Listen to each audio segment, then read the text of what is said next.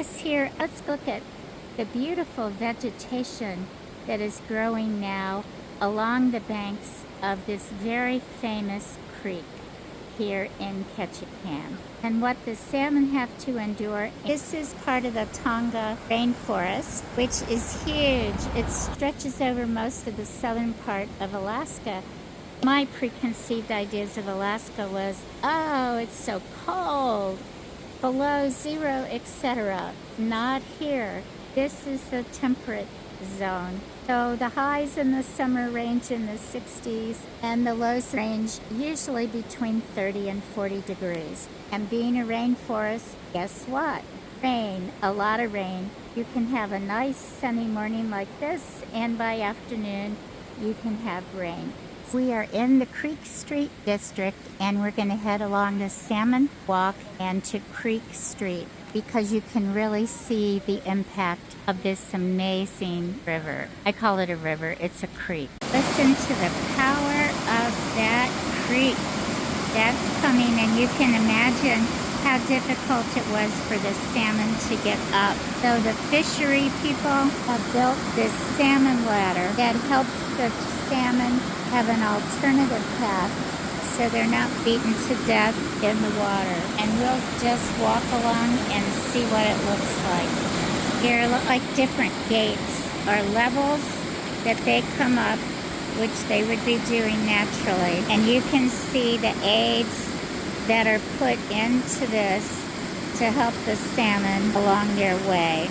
And those salmon that can make it in the water that's not so turbulent can come into the entrance here, and then they can use these various ladder steps to go up and then out into a calmer area of the creek.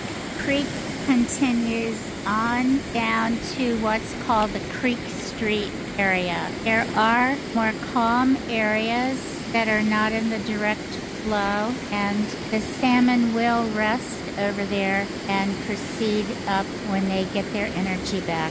Also, what comes up are sea otters and seals because they're hungry. Bears come here to fish for salmon. There are thousands of salmon that come here every year where they were spawned. Some beautiful, looks like berry bushes down here. I'm sure the bears and the birds will come to collect. A surprise of blooming berry bushes and white blooms mixed with fir trees. Really quite lovely. We're entering a darker, shady area of the walk along this creek. And as you look down, oh, ground covers. I love also the moss on all the rocks. This is a gorgeous time of year, and because being in a rainforest, it is moist, and these are all plants that are thriving here in a shady, moist area. Gives you some ideas if you have a shady, moist area that you can use ground covers and those big, magnificent ferns. There's several varieties, and as we walk along here and look up the hillside, these gorgeous plants and the ferns are just magnificent. They do love this habitat, and this is such an example of right plant, right place. Shady, moist, probably rich soil because of leaves and things decomposing over the years.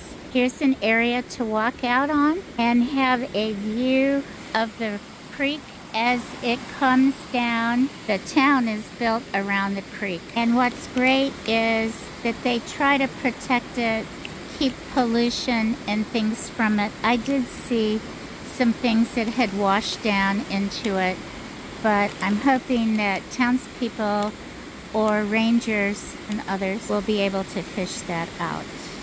Get those out.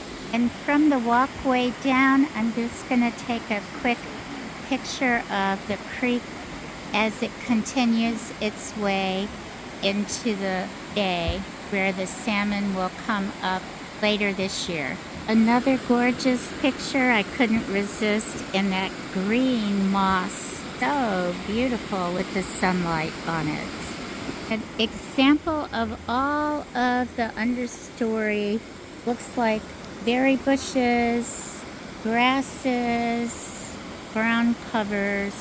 Beautiful, and they do love wet. And if you have a wet area and you want to recreate the look of that beautiful pool with the ground cover spilling into it, grasses edging along it, this can give you some idea. This is the last area we're visiting. You can see the water flows, but it's not that fierce energy. And last summer we saw salmon resting over along the other side after they had made their climb. There were groups of them, and then they would go further upstream.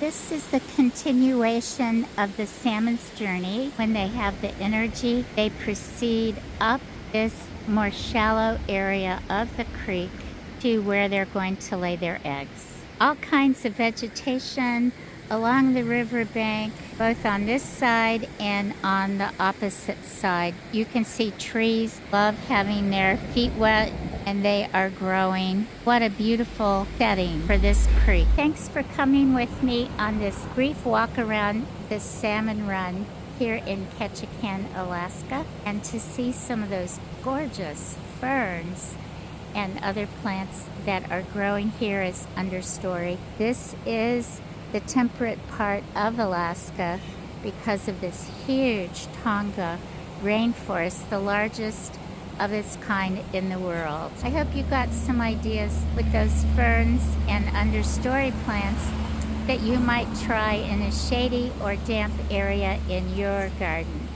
And if you've not subscribed, please subscribe. Garden Yay for in-depth videos, gardening information, tours, and inspiration. See you again soon.